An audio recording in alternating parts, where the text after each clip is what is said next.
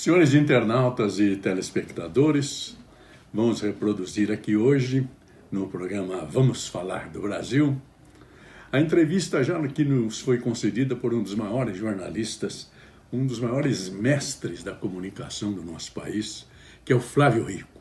O Flávio Rico fala para os comunicadores e para os artistas, teatrólogos, porque ele é que tem a mais famosa coluna de informação da arte, do rádio e da televisão e do teatro no Brasil. Depois de décadas, ele está saindo da UOL e indo para a R7, que é o portal da TV Record. Ele já estreou, já está no ar, e o programa dele, o horário você não vai esquecer. Está no R7, vai a 0h07, nos primeiros 7 minutos da madrugada, todos os dias. Vamos ouvir a história do rádio e da televisão agora, no Vamos Falar do Brasil.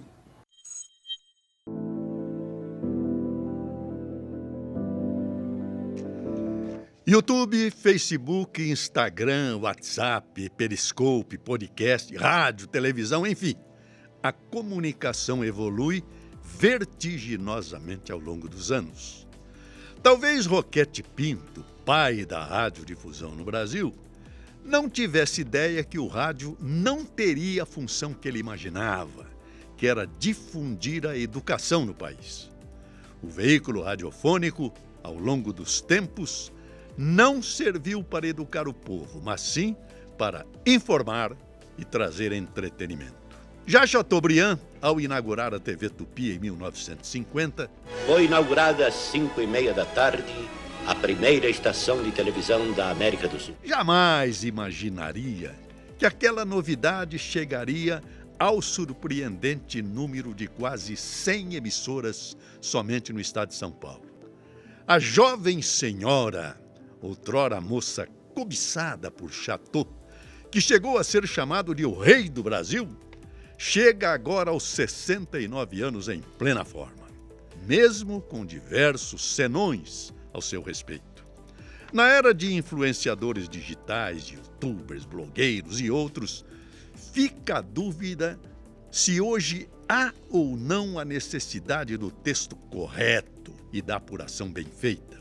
Na liquidez do sociólogo polonês Zygmunt Bauman, o caráter temporário das coisas parece cada vez mais evidente e badalado por muitos. Mas será que é esse o caminho correto? Com uma grita estridente, recheada de palavrões e algumas baixarias vistas com frequência? Credibilidade, seriedade, isenção, didática sempre foram premissas na minha trajetória no rádio brasileiro. E sempre que fiquei na dúvida sobre algo, eu perguntei.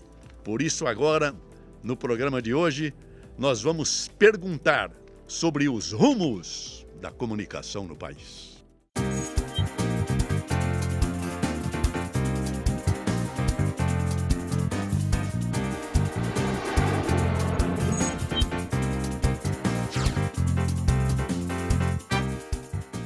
Senhores internautas e espectadores, hoje é um dia glorioso na minha vida de jornalista, porque eu recebo este patrimônio do jornalismo brasileiro, que é o companheiro Flávio Rico. Primeiro, dá aqui aquele abraço. Oh, meu Deus do céu. Que prazer. Quanto tempo, hein? Obrigado, hein? Meu Deus. Obrigado. Flávio, eu que agradeço a sua presença aqui no programa. Este programa, Flávio, Vamos Falar do Brasil, tem por destino enaltecer os brasileiros, nossos cientistas, nossos políticos, nossos agricultores, nosso povo, afinal, nossos industriais, para mostrar que o Brasil não é apenas desgraça, violência, tanta corrupção, gente boa aqui, não é verdade?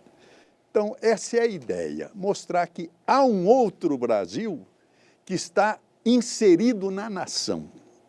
Uma frase que eu usei e repito aqui, o que apodreceu foi a república, não a nação. Não é verdade, Flávio? Perfeito. Então perfeito. é isso, e falar da televisão e do rádio. E você é o homem que é a enciclopédia do rádio e da televisão e das redes sociais. Você sabe como é que tudo começou para mim, José? Sei. Eu era moleque, estudava no Liceu Coração de Jesus, estudava de manhã, à tarde fazia lição e à noite eu completava a lição num quartinho que tinha na minha casa, no quintal. E eu lembro que naquele tempo eu ligava o rádio e escutava uma pessoa chamada Joseval Peixoto, às 8 horas da noite, na Rádio Pan-Americana. Verdade. Era um programa de... Microfone indiscreto. Microfone indiscreto. Ali se falava de esporte, claro, mas se falava de tudo. Isso. Quantas lições você me ajudou, Joseval, a escrever, a fazer. E eu, cunhado do Orlando Duarte, que foi seu amigo, depois... Foi meu comentarista há anos e anos. Isso, a vida nos aproximou, o Orlando trabalhando com você, fizemos algumas viagens juntos, exatamente. Você narrando, Orlando comentando. Senhores espectadores, esse nome que ele acaba de citar, o Orlando Duarte, foi o homem que construiu a primeira revolução no rádio esportivo brasileiro. Nós éramos todos da Bandeirantes, saímos em grupo, eu, Braga Júnior, Darcy Reis, Cláudio Karsug e Orlando. E Roberto Carmona contratado. E Roberto Carmona veio depois, para ganhar 10 vezes mais do que a gente ganhava, sem nenhuma crítica à Bandeirantes. Claro. E viemos para a Record, para o grupo Paulo Machado de Carvalho. Eu comprei um carro, eu não sabia guiar, chamei um tio para... Foi o Orlando Duarte. Olha o débito que eu tenho com esse... Rádio Record lá na Miruna Na Miruna. Rádio Record 1000 kHz, exatamente. Tempo das ondas curtas, né? De 19, 25, 30. E de lá vocês foram para a Jovem Pan, não foi? Não, depois da Copa da Inglaterra, a Rádio Pan-Americana mudou de nome, passou a ser Jovem Pan, mas como consequência do Roberto Carlos, da juventude, da Jovem Guarda. E como surgiu a Jovem Guarda, hein? Você lembra do programa? Eu não me lembro, eu vou contar para você. Não me lembro. Vou contar essa história para você. As televisões transmitiam os jogos do Campeonato Paulista. Certo. No domingo à tarde. Certo. Era Raul Tabajara, Paulo Plané Buarque, Flávio Azete e Silvio Luiz de repórter de campo. Isso, os 4. Exatamente. Teve uma época que teve o Reale Júnior ainda. Isso, é o Canarinho. Exatamente. O repórter Canarinho. Mas aí o Mendonça Falcão, que foi presidente da Federação Paulista de Futebol, resolveu cobrar das televisões os direitos de transmissão. Certo. TV Tupi e TV Record. E as duas não tinham dinheiro naquela época para bancar aquela brincadeira, saíram fora. O Paulinho Machado de Carvalho, sem ter o que pôr no lugar, ele conversou com o Marcos Lázaro. Marcos, você precisa me ajudar, eu preciso botar um programa musical aqui. E o Marcos falou assim, tem um rapaz aparecendo aí, o nome dele é Roberto Carlos, dá para a gente fazer um programa chamado Jovem Guarda. Ele, Erasmo, Vanderlei e toda aquela turma. E olha o que aconteceu. Veio a Jovem Guarda. Foi um sucesso extraordinário. Graças à Jovem Guarda da dupla Roberto Carlos e Erasmo Carlos, junto com a musa Vanderleia. Num cinema de São Paulo, 15 mil pessoas aplaudem gritando "Ei, ei, ei, Roberto é nosso rei", ou "Asa, asa, asa, Roberto é uma brasa", num show transmitido ao vivo pela TV Record. Sou do tipo que não gosta de casamento, de tudo que eu faço, eu falo é fingimento. Me chamam lobo mal, me chamam lobo mal. Pode vir quente que eu estou fervendo.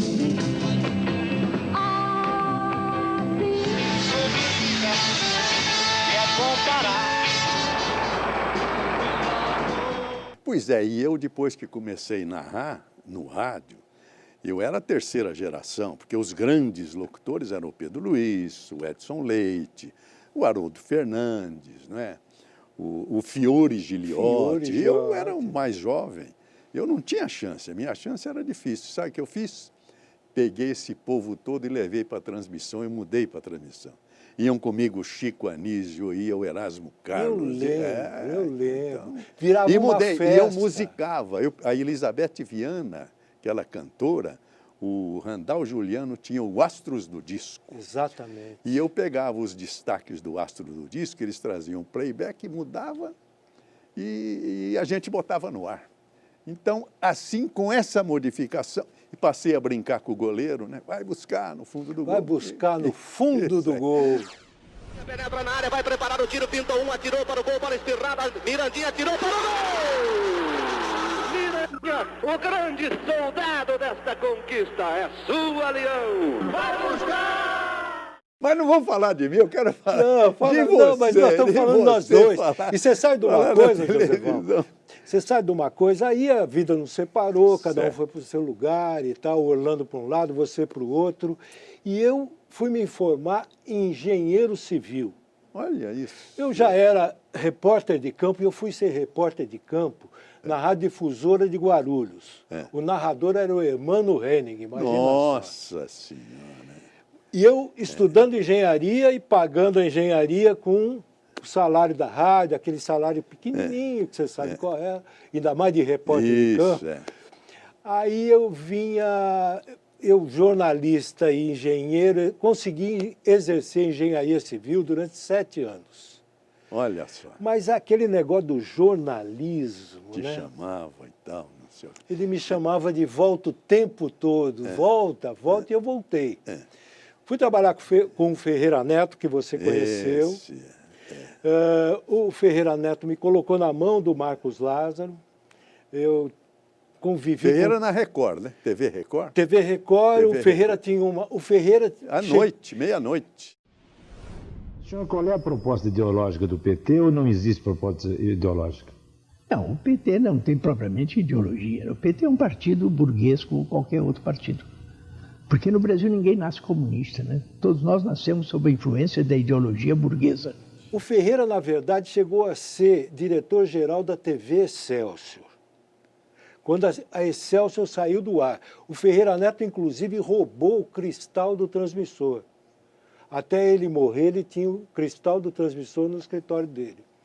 E o Ferreira Neto, ao mesmo tempo, começou com uma coluna de televisão na Folha da Tarde. Tinha, isso aí. Que ele escreveu por 2 meses. O Ferreira, que você conheceu um dia, ele ligou, aqueles telefones ainda antigos, para mim à tarde e falou assim, olha, hoje eu não vou poder, escreve a coluna para mim. Eu nunca tinha escrito naquilo na vida. Sei. Então, era maquinona, papel, escreveu uma coisa que eu nunca escrevi. Depois que você escrever, você tinha que levar na Barão de Limeira, porque era papel, na redação. Na Folha. E aquilo eu comecei a escrever e escrevi aquela coluna da Folha da Tarde dele até o fim. E aí, no fim, eu fui trabalhar no SBT. No SBT, por isso que que era então Tupi, né? Não, ou já era SBT? Já era SBT. Eu trabalhei com o Ferreira Neto numa época lá, em 1981, quando ela foi inaugurada, e na TVS, o Ferreira Neto realizou o primeiro debate político em rede nacional. Franco Montoro contra Reinaldo de Barros. Foi famoso esse ato, né? Foi uma coisa interessante, porque surgiu por acaso. O Ferreira tinha um programa de entrevistas, ia haver... Foi o primeiro debate, você tem razão. Exatamente. Nós teríamos a primeira eleição para governador de São Paulo, depois do período da ditadura. O Ferreira, conversando com o então prefeito Reinaldo de Barros, falou assim, o senhor toparia debater com o seu oponente? Claro, sim. Fez a mesma pergunta para o Franco Montoro, ele topou e nós montamos o debate. O Silvio Santos não queria o debate, ele tinha acabado de ganhar a televisão e não queria perder. Então, ele nos Estados Unidos, em férias, ficava ligando o tempo todo que era para cancelar o debate. Só que a mídia já estava noticiando. Já estava. Era o primeiro debate nacional e tal. Eu sei dizer que ele chegou no dia do debate, ameaçando que era para tirar o debate de lá e tal. No fim concordou, mas pela primeira vez ele foi ao estúdio da Vila Guilherme à noite. Ele ficou na suíte da emissora, do lado de um telefone, que eu acho que ele ia conversar com alguém. qualquer problema que tivesse, ele ia apertar o botão e tirar o programa do ar. Mas o debate foi maravilhoso. Foi debate mesmo, os dois brigaram. O Franco Montoro chegou a mandar o Reinaldo de Barros calar a boca. Foi histórico, cala a boca, aquele negócio. Era debate mesmo. E, no fim, ele desceu. Se eu soubesse que era isso, não tinha me preocupado, nem voltado para o Brasil. E aí tomou conta da festa, né? Aí virou o Silvio Santos, que você conhece.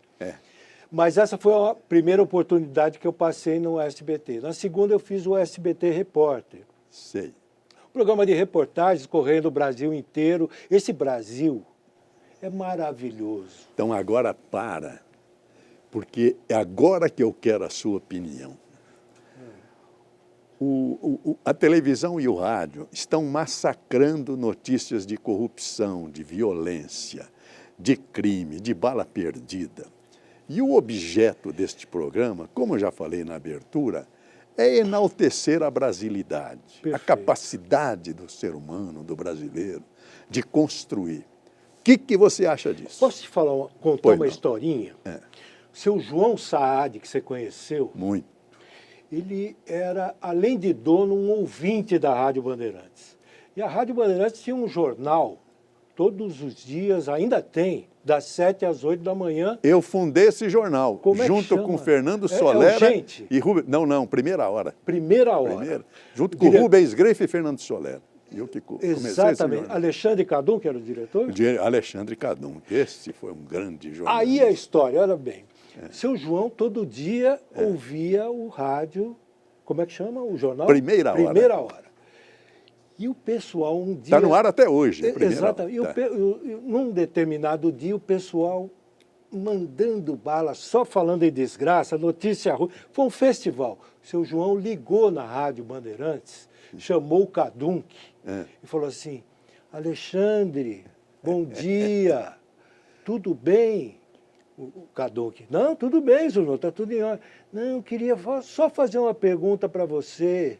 Qual, seu João? Pode fazer. Hoje não nasceu nenhuma flor?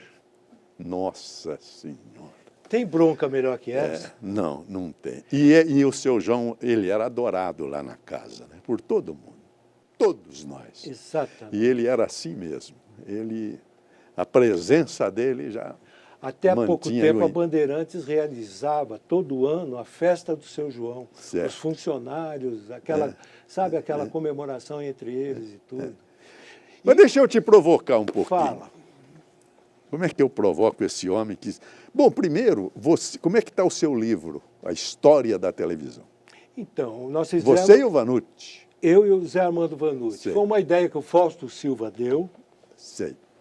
Ele nos reuniu no almoço, nós não éramos próximos, o Zé Armando e eu, nos tornamos grandes amigos depois disso, e o Fausto teve a ideia da gente realizar a Enciclopédia da Televisão Brasileira. O título já foi meio assim assustador, né? Isso é porque ele é o capítulo 1º, né? Enciclopédia da Televisão Brasileira. Aí a gente começamos as pesquisas. Sei. Enciclopédia não dá, Joséval.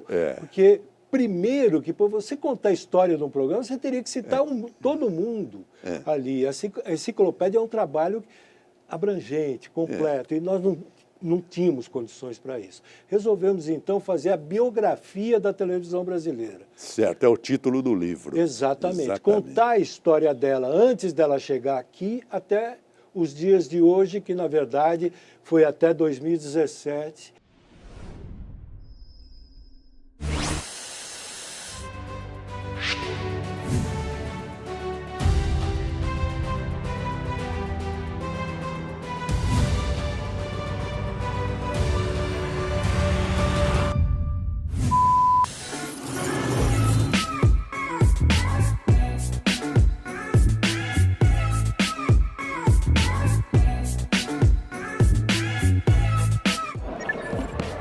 Estamos aqui, ó.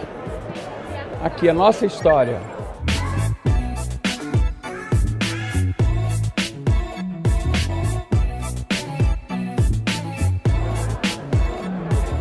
Nós nós procuramos contar a história da televisão de lá até aqui, em todos os setores da televisão. Quem trouxe foi o Chateaubriand. Assis Chateaubriand, a televisão veio em 1950, ele começou a pensar em trazer em 1947. Quando ele veio para o Brasil e inaugurou, ele comprou 30 aparelhos de televisão e distribuiu pela cidade. Porque não existia. Era o rádio. O negócio da época era o rádio. Era o rádio, Foi inaugurada às 5h30 da tarde a primeira estação de televisão da América do Sul. E aí tem aquela história de que eram só 2 câmeras e que o Lima Duarte, tentando repetir a inauguração... O Lima Duarte era sonoplasta. Quebrou o Assis Chateaubriand quebrou uma champanhe numa câmera. É mentira isso. A câmera pifou mesmo e ficou com uma só. E é gozado, a gente fala muito de futebol. A Tupi transmitia futebol.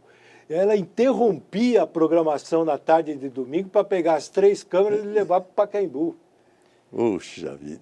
Isso eu assisti muito em novela. Às vezes faltava, sei lá, a cabeça da câmera. Tinha que buscar na Bandeirantes, fica todo mundo com a roupa de época, esperando, porque não tinha jeito de gravar. Não, e pior foi na TV Paulista. Na TV Paulista, ali no centro da cidade, na Rua das Palmeiras, não é isso? Sei. Ela era num prédio. Isso. E os atores gravavam, vamos dizer, aí no 8º andar. E o outro estúdio era no 2º. Só que o prédio era habitado por um monte de gente. E eles todos paramentados desciam de elevador. Era o século XIX, descendo. Você já imaginou? Você no elevador entra um cara vestido de príncipe? Bom, agora deixa eu mexer com você. Nós tivemos grandes momentos da televisão brasileira, a justiça seja feita. Por exemplo, duplas. Blota e Sônia. Inesquecível. Ayrton Rodrigues e a Lolita. Programa Astro, não era não? Programa não, era Almoço com as Estrelas e Clube dos Artistas. Boa noite, senhoras e senhores. Como sempre acontece na sexta-feira, o bar do Clube dos Artistas repleto de atrações. Todas aquelas atrações que vão acontecer no nosso salão de festas. Boa noite, amigos. Boa noite, Brasil. Como todas as sextas-feiras, nós prometemos para os nossos amigos um programa dos mais interessantes. E o Blota era tudo. O Blota era tudo. Fino da Bossa. Isso, tudo. Show do dia 7. Show do dia 7. Roquete Pinto. Roquete Pinto. Eles eram formidáveis, os dois, né? Formidável. Casados na vida real e casados na televisão. Isso impressionante. Depois não surgiu, a não ser o William Bonner, mas no jornalismo não se formou mais uma dupla. Né? Hein? Não, eu acho que não. E verifica uma coisa, Joséval, hoje a televisão, poucos programas têm mais de 2 apresentadores. Mais de 2 não dá certo. Repara bem, eu acho que a televisão, o Fausto outro dia comentou isso no programa da Ana Maria. A apresentadora a gente não fatia. Né? É muito isso. Era uma chacrinha, era sozinho, né? Alô, mulheres, cheguei, chorei, baixei e salvei. Alô. Chacrinha, Flávio Cavalcante. Tivemos gente. O Flávio quebrava o disco, lembra? O Flávio quebrava os discos, chamava o comercial 1 minuto para os nossos comerciais, né? 1 minuto para os nossos comerciais. Boa noite, amigos de todo o Brasil. Boa noite. O senhor Caetano Veloso, com todo o talento dele, com toda a imprensa que ele tem a favor dele, precisa ouvir que isso não se grava num país civilizado. Nossos comerciais, por favor. Daqui a pouco vamos ter, que nós aqui também temos os nossos comerciais. Os nossos comerciais. E a narração esportiva, de quem você gostava no rádio? Pedro, Eu comecei a pensar em rádio, acompanhar em rádio na Copa do Mundo de 58. Pedro Luiz e Edson Leite. Pedro Luiz, Suécia. Pedro Luiz e Edson Leite. Eram maravilhosos. Pedro Luiz, ele andava em cima da bola, né? Isso. Como perfeição, foi o mestre de todos nós. Eu acho. Pedro Luiz, sem dúvida. Tecnicamente perfeito. Mas a voz do Edson era linda, ecoava. Maravilhosa. Ecoava pela O meu cronômetro marca. Isso aí. 17 minutos de partida pelo nosso cronômetro, 1-0 no marcador para o Brasil. Vai Barbosa agora colocar o Coro em movimento. Esquerda agora com Orlando. Orlando para Pelé. Pelé domina no peito, de calcanhar para Zagallo. Zagallo prepara-se, tem Pelé. Levantou, Pelé entrou de cabeça para o arco e gol! Da seleção do Brasil. Recebe neste instante a Coupe Gilles Rimet. Aplaudido por 53 mil pessoas no estádio de São Paulo. Você esteve na TV Excelsior, você falou? Tive. Quem fez aquilo foi o Edson. Foi o Edson. Foi o Edson Leite. Murilo Leite. Isso, não é? isso. Pessoal bom demais. É. Mas também você há de reconhecer que depois de Edson Leite e Pedro Luiz veio Joseval Peixoto. Ah, obrigado.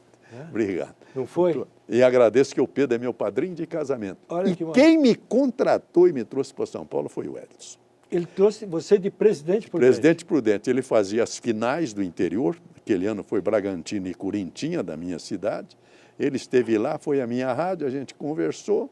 Evidente que eu já dei a cantada. Ele falou, tem uma gravação? Tem. Mostrou, falou, está contratado.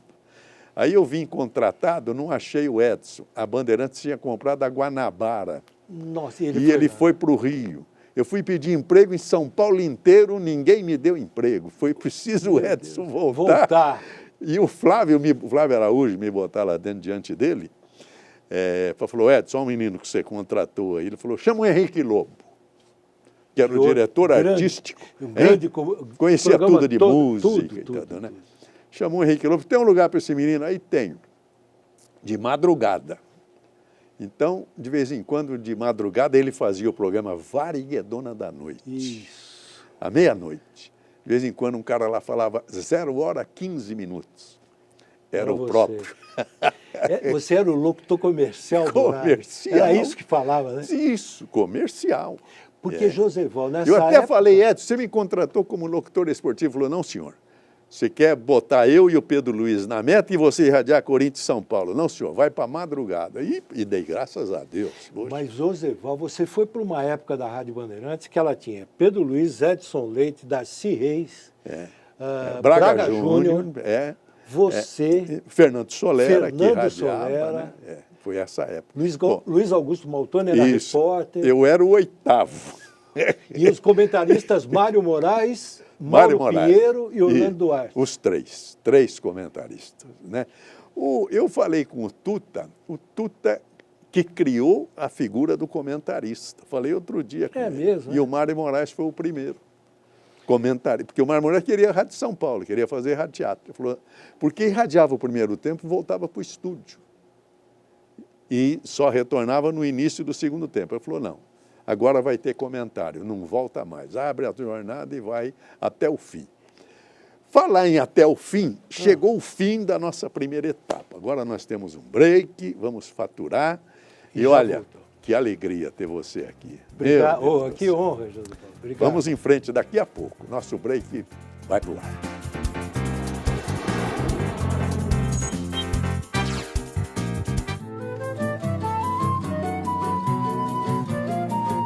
E agora vamos falar do Brasil. Este é o título do programa que tem por destino enaltecer, engrandecer e divulgar as grandes coisas do nosso país.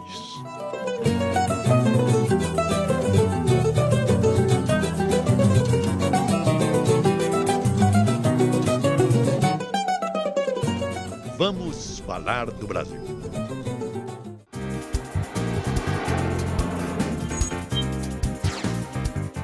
Estamos voltando com a apresentação do programa Vamos Falar do Brasil, hoje recebendo essa figura maravilhosa do Flávio Rigo, que tem a história toda da televisão. E eu quero recordar com ele um momento dramático da nossa televisão. Foi o momento do fechamento da TV Excelsior, que foi um ato do militarismo contra a liberdade de expressão no Brasil, que hoje não tem mais. Hoje a Constituição nos garante. A televisão Excelsior foi vítima da ditadura militar. A televisão Excelsior era a melhor emissora do país. Acabou tudo e nós lá. 8 meses sem receber. Eu me lembro que quando a gente terminou de gravar 10 Vidas, só tinham 2 personagens. eu e o carcereiro, porque todo o elenco já tinha ido embora porque não recebiam.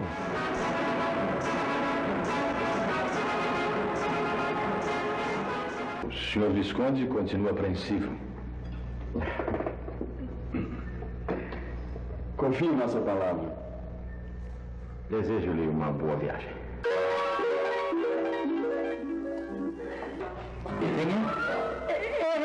É uma moça.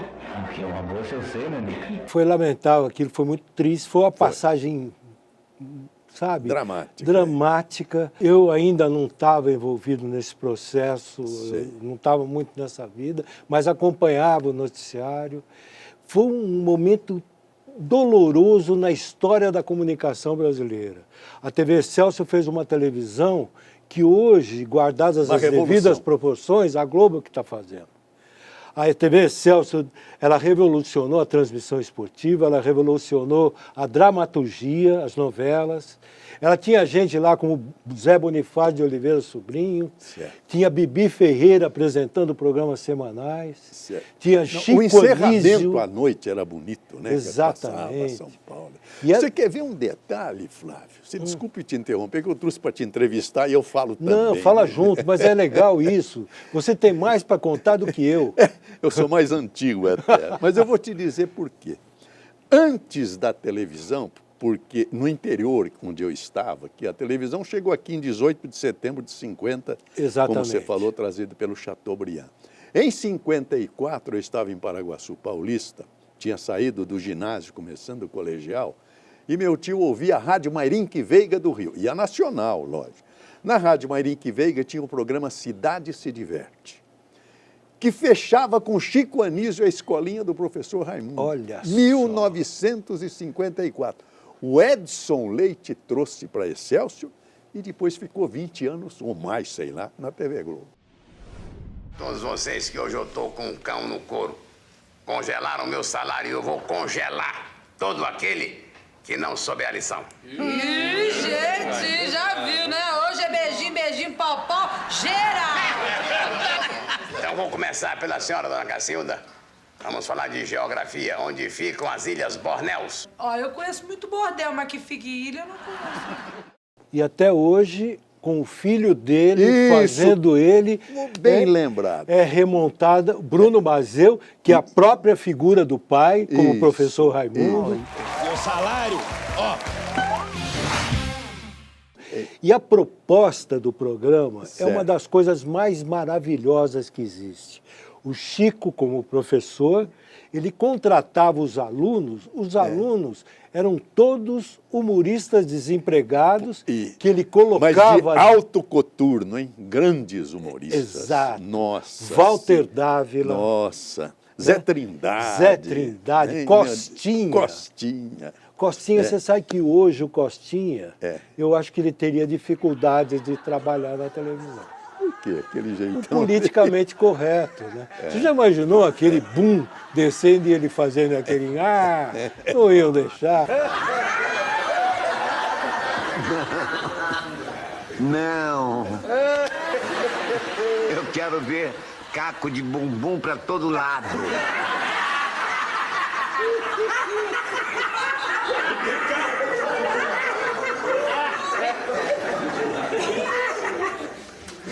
Aqui. Aqui.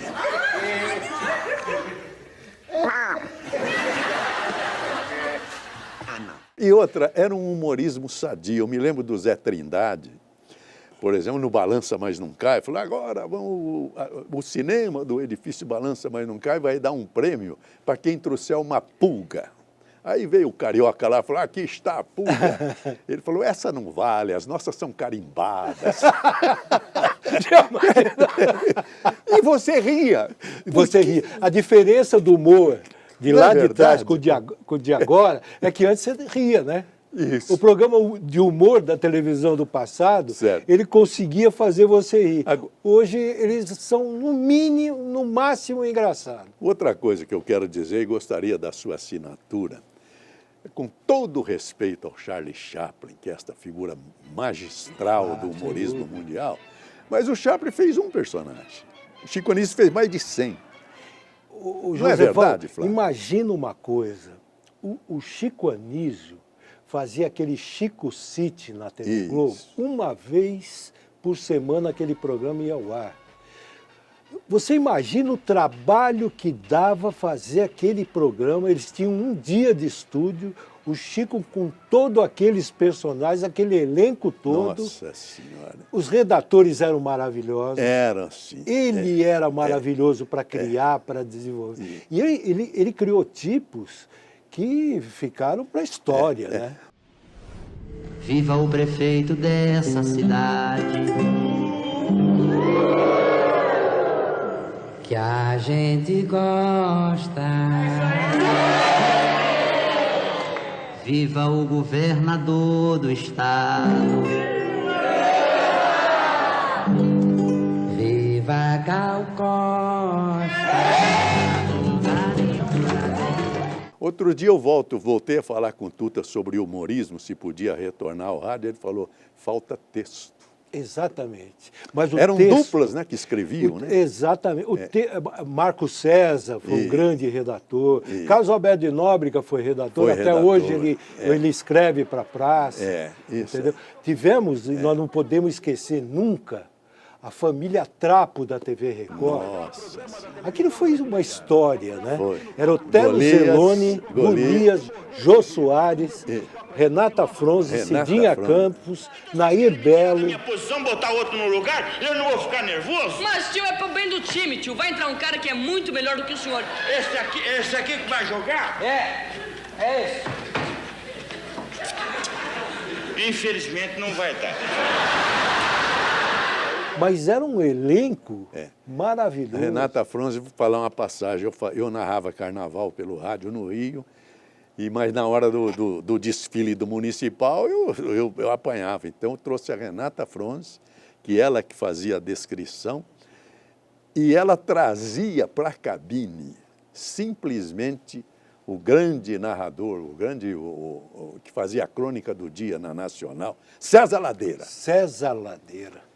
Aquele monstro que é César Ladeira, ele ficava do meu lado, já aposentado, e eu, que acompanhava a vida do César, eu narrando e ele sem falar nada. Eu ficava até constrangido. Viu, César Ladeira, que você deve ter ouvido quando você estava em... Crônica da Cidade. Exatamente. Escrita por Genolima Amado. Olha aí. Meu Deus do céu. Que coisa, hein? Você tinha que ter me entrevistado para o seu livro. Pô. Você eu esqueceu. Acho que sim, hein, Joséval? Agora vamos falar da crise que está atingindo a comunicação brasileira, porque eu vivi um momento sério da crise. A década de 60 e 70, lembra bem, fechou a Organização Vitor Costa, fechou Rede Piratininga, fechou a Tupi, os associados, Tupi. Não é verdade?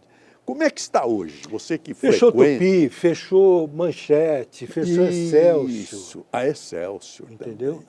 Silvio Santos ficou com o prefixo que era da Tupi, certo. Canal 4 em São Paulo. O Bloch ficou com o Canal 9, né, que era da Excelsior. Isso. E aí, hoje, nós tínhamos lá TV Cultura, TV Tupi. Canal 2, Canal 4. Canal 5, 7, era nacional, 11 e 13.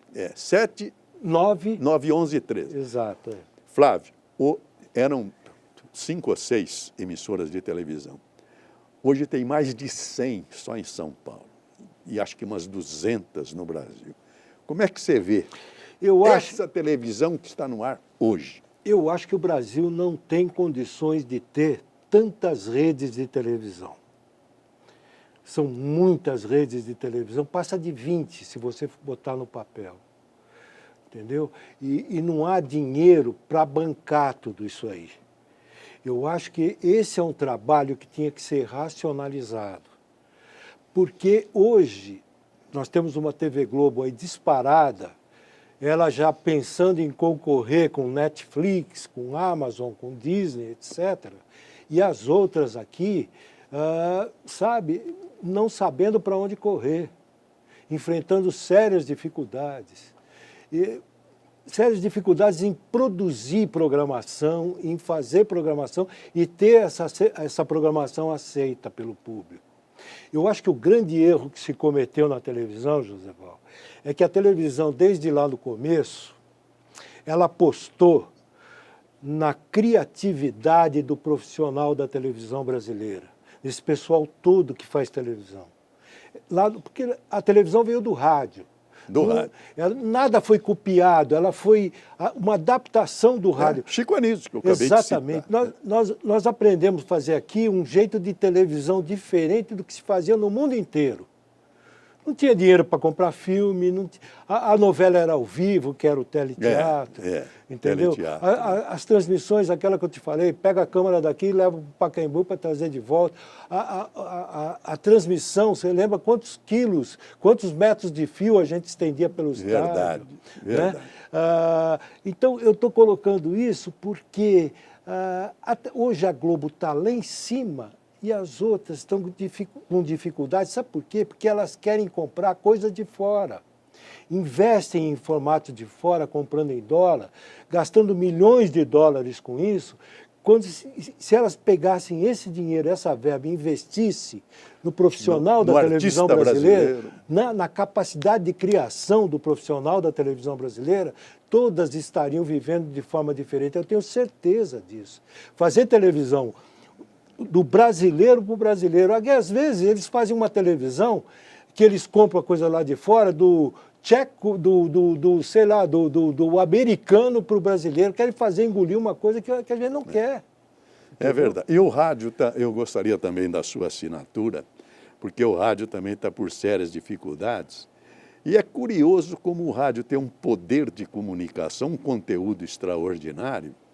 Outro dia eu fui procurado por uma rede do Paraná que quer vir para São Paulo, eles queriam uma ajuda para vir para São Paulo. Eu falei, deixa eu ouvir todas as rádios. Tem umas 30, metade é Jesus Cristo. Metade. Então, se deixar, ou seja, é a lei do menor esforço. Isso, os pastores e os políticos acreditam Mas no aí rádio. é uma herança daquela ditadura que foi distribuindo concessão para cima e para baixo para pessoas que não eram do meio. Certo. Desse uma emissora de rádio para você ia encher de programas bons lá dentro, chamar todo mundo que faz rádio. O pessoal que ganhou as rádios, que ficou como dono de rádio, eles querem ser deputado federal, eles querem ser senador, mas não estão ligando para aquilo. Então, é mais fácil para eles, em vez de contratar o profissional da comunicação, vender para um pastor. Entendeu? É o que está acontecendo. É o que está acontecendo. E que, lamentavelmente, está começando a acontecer com muita televisão também. Hoje você pega, por exemplo, uma rede de televisão, posso citar o nome? Ora. Rede TV, por exemplo, ela tem, das 24 horas do dia, ela tem 14 vendidas. Sobram 10 para fazer produção própria. Para fazer entendeu? Programa. É mais fácil vender do que fazer televisão. Aí virou um comércio meio idiota, né? Outra coisa, Flávio, que eu também gostaria da sua opinião, é sobre a liberdade de informação. É garantida pela Constituição do Brasil, mas é para o jornal escrito. A liberdade de expressão no jornal escrito é plena no Brasil, por causa do artigo 220 da Constituição. Eu até vou fechar o programa com isso, porque a liberdade é tudo para nós, jornalistas. Mas o rádio é uma concessão, o rádio e a televisão. É uma concessão a título precário, renovável, não sei, a cada 5, 10 anos, e pertence ao Ministério das Comunicações. Então, a liberdade no rádio e na televisão é limitada. Deixa eu te contar uma coisa. Você não acha isso? Deixa eu te contar uma coisa, José. Pois não. Acho, mas quero acrescentar um negócio aqui. Eu te falei, trabalhava com o Ferreira Neto conseguiu concessão de 2 rádios. Sei. Uma em Boituva, AM, e uma FM em Avaré. Colocamos a Boituva uma cidade que não tinha rádio, funcionou razoavelmente bem, uma rádio AM. Aí, em Avaré, uma FM. Os nossos concorrentes eram 2 políticos. Hoje são pastores e políticos. Exatamente. Então, nós não tivemos como implantar nossa rádio e enfrentar rádio de 2 políticos, porque eles não tinham necessidade de buscar a propaganda no mercado como nós tínhamos que buscar. É a reclamação do Silvio Santos, acho que até uma referência à Record, numa festa, quando eu fui para o SBT, a gente foi lá para para o Guarujá, e ele fez um discurso lá, o dinheiro do SBT não cai do céu. Exatamente. Ele está malhando a igreja. Cutucando a igreja. Foi uma reunião no hotel dele, foi, né? no Jequitimai. Ele de bermuda, eu lembro dessa vez. Isso aí. Não foi verdade? Foi verdade. Isso aí. E, muito bem, o Flávio. Você falou do seu livro, nós já falamos do seu livro, mas eu sei que você escreve para vários jornais brasileiros. Então, quando eu... A sua coluna... Eu saí do SBT... Sei. Isso em 2002, 2003, fiz o SBT Repórter lá, e pelo SBT Repórter eu corri o mundo, mas eu conheci principalmente o Brasil. Esse Brasil é maravilhoso. É maravilhoso. Temos coisa para mostrar, né? Muita coisa para mostrar. Pena que a gente não dê tanto valor a elas, entendeu? Mas o nosso programa vai dar. Vamos isso. falar do Brasil. Evidente que, como eu citei aqui, se tiver um incêndio da Amazônia, a gente mostra o incêndio. Mas mostraremos também a beleza da floresta. Eu fui lá. Pulmão. Eu fiz um programa lá, uma coisa maravilhosa. Na Amazônia. Fui fazer lá e até tem uma passagem curiosa, essa aí até engraçada.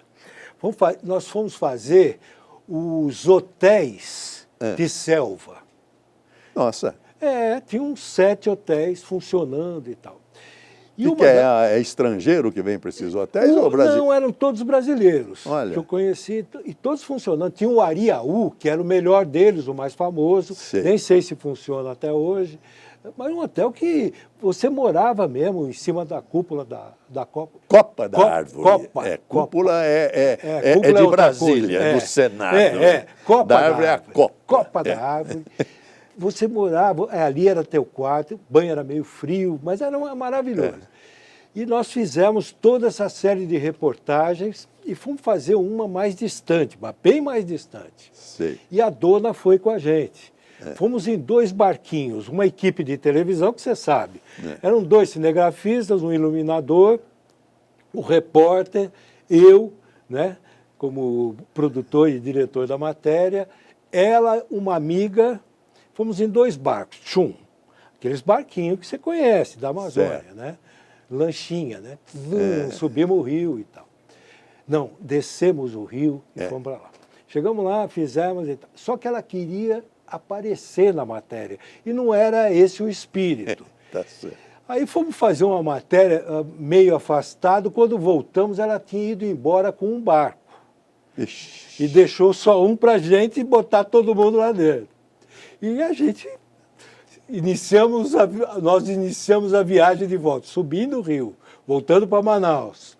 E o moço que dirigia a lancha, toda hora ele pegava um bujãozinho e dava uma balançada e me chamava a atenção, né? Eu falei, mas o que é isso? Ele falou assim, não, é para ver se tem gasolina. Eu falei, mas vai dar gasolina para a gente chegar?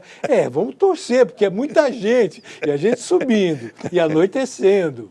E anoitecendo, naqueles rios do Amazonas... Você não vê a margem. A gente pegava o Sangam. Sangam é esse aparelho de iluminação que a gente tem aqui.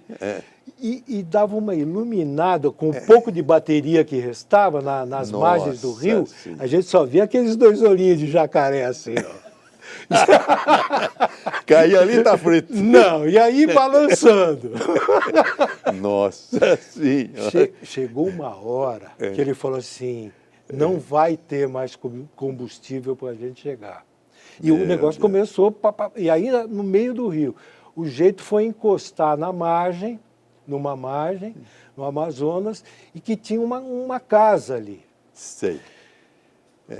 Tinha que passar a noite ali, não tinha outro jeito. Mas o dono não tinha um celular? Não, ainda não, José. Olha que coisa. Aí fomos lá, era uma senhora que estava sem o marido, ela estava só com os filhos. Uma situação bem desagradável, aquele monte de homem, recebendo aquele monte de homem. Expliquei a situação para ela, ela falou assim, não, vocês, por favor, olha como é que é, né? Vocês, por favor, vocês vão passar a noite aqui, é perigoso, porque não sei o quê. De manhã tem um jeito, eu vou me comunicar para que venha socorro para vocês, mas vocês vão passar a noite aqui. Passamos a noite lá, até no dia seguinte. poder voltar para... Mas o Brasil tem coisas maravilhosas. Tem. Aquela selva amazônica, ele é rico. Nossa Senhora. Entendeu? É muito bonito. Muito bem, agora eu queria falar sobre a liberdade. Você é um homem muito corajoso, eu sempre te admirei. Você foi o primeiro homem que praticamente largou a TV aberta e foi para a rede social. A sua coluna era na rede social, que hoje é um sucesso. Mas no começo não, no começo era você lutando contra a rede aberta. Exatamente. Bom, eu estava nos jornais, eu escrevi aqui em São Paulo para o DCI, Diário Comércio e Indústria, e eu ficava muito feliz porque eu era ouvinte do Jornal da Manhã da Jovem Pan, e você, muitas vezes, naquele seu comentário de encerramento, se referia ao Diário do Comércio e Indústria. É verdade, é verdade. E eu falava, pô, o Joseval conhece o DCI, ele deve ser meu leitor. Sem dúvida. O Flávio Rico tem a mais famosa coluna de informação da arte, do rádio e da televisão e do teatro no Brasil. Depois de décadas, ele está saindo da UOL e indo para a R7, que é o portal da TV Record. O jornalista Flávio Rico é o novo colunista do portal R7. Ele vai ter publicações diárias, um podcast e um programa multiplataforma. Ele é conhecido por trazer todos os dias novidades do mundo da televisão. As notícias exclusivas e bem apuradas mantêm o público fiel ao colunista Flávio Rico. Eu converso com o meu leitor e eu tento ser com o meu leitor o mais verdadeiro possível, entendeu? Eu quero que ele tenha confiança em mim, naquilo que eu falo, naquilo que eu coloco. Então, tudo que eu coloco como material na minha coluna, que é diária, isso exige um certo trabalho, eu checo, recheco, que será postada não às 05, aos 5 minutos do dia, como sempre aconteceu, mas eu quero a partir das 07, que tem tudo a ver com a história da Record e com o R7. Para saber tudo o que acontece no meio da TV, o colunista conta com uma grande quantidade de fontes e amigos conquistados ao longo da carreira. Graças a Deus eu tenho grandes amigos que eu fiz ao longo desse tempo na televisão, que eu não considero fontes, são meus amigos, a gente troca informações diariamente, e essa é uma das razões de eu poder conseguir fazer e realizar meu trabalho. E você tem leitor no mundo inteiro, né? Em razão você acaba tendo no mundo inteiro. Mundo inteiro. Você acaba E a liberdade de informação é plena para você? É plena. Não, o colunista, ele arca com tudo aquilo que ele é responsável pelo que ele fala. Tem que ter muito cuidado. Você sabe que eu estou invicto, Joseval? Eu nunca fui processado. Eu estou nessa estrada há tanto tempo, escrevo tanto tempo, minha coluna é diária. Mas e a crítica daqueles que são criticados? Critica você, dos que são criticados por você. Não te machuca, não te incomoda? Sabe o que acontece, Joseval? Isso é muito relativo. Você mais do que eu, você é um professor nisso, você deve saber. Quando você fala bem, a pessoa nem liga para você. No que você escreveu alguma coisa, não que você falou mal, mas que você não atendeu perfeitamente a expectativa da pessoa, ela vira teu inimigo de morte. Mas é um inimigo de morte com prazo de validade bem curtinho. No dia seguinte você fala uma... Mas a gente tem que conviver com isso, certo. Não é? A informação, eu acho, que eu cheguei... que a minha coluna ela chegou a ter o peso que ela tem, porque eu tenho respeito com o meu leitor. Verdade. Entendeu? Eu acho que isso é fundamental. Por isso que nós trouxemos você aqui, porque você é a enciclopédia da televisão. Obrigado. Flávio, muito obrigado pela sua presença. Obrigado. Mais Foi uma honra, vez. Joseval. Eu quero fechar com a liberdade. Tá. Porque a liberdade é tudo para nós. Na Constituição do Brasil, e eu adoro e amo a Constituição brasileira, está lá no artigo 220, parágrafo 1º, nenhuma lei conterá dispositivo que possa constituir embaraço à livre informação jornalística em qualquer veículo das redes sociais. Começou aí. Os romanos criaram a frase libertas quae tame, liberdade ainda que tarde. Os franceses, na Revolução, botaram como primeiro axioma a liberté, égalité, fraternité. O Paulo Bonfim, esse grande poeta que nós perdemos este ano, ele dizia que amava tanto a liberdade que queria ter um filho com ela. Você imagina? Olha o só. Paulo Bonfim. Fui office boy dele, na Gazeta Esportiva. Nossa Senhora. E afinal, há mais de 2000 anos, também os romanos construíram a ideia de que a liberdade é um paradoxo, porque pressupõe uma servidão. Servidão à lei. Eles diziam, serve lege sumus, somos escravos da lei. Ut liberi possumus esse. Somos escravos da lei para que possamos ser livres. E o Castro Alves, no Ode ao 2 de Julho, fala que, de repente, no campo de batalha, uma voz se ergueu clara e divina. Eras tu, liberdade peregrina, esposa do porvir, noiva do sol. Maravilha. É a nossa liberdade. Muito obrigado a você, Flávio. Foi uma alegria. Nossa Senhora. A gente não pode ficar muito tempo separado, né? É verdade, né, José? Não pode. Você já imaginou? Quando você falou do barquinho que desceu, o pescador também quer descer rio abaixo. Nós precisamos nos encontrar mais, tá bom? Vamos fazer isso. Vamos. Flávio, muito obrigado. Obrigado. Sem dúvida, os senhores gostaram do programa, porque é a história do próprio Brasil, porque foi a reprodução de tudo o que passou na televisão, e na televisão passou a história do Brasil. Não história apenas política, social, mas também do teatro e do próprio rádio e da própria televisão. O jornalista não pode ser comparado a um boquiroto de esquina, diz Darcy de Miranda, autor do livro da Grande Imprensa, porque ele fala sobre o império da urgência e fala sobre questões, casos e coisas que o povo quer saber. Porque a notícia não pertence nem ao jornalista, nem ao repórter, nem ao dono da rádio, nem ao dono da televisão. A notícia pertence ao povo. É o povo que tem direito de ser informado. E informado corretamente. Foi o que os senhores viram hoje na entrevista de Flávio Rico.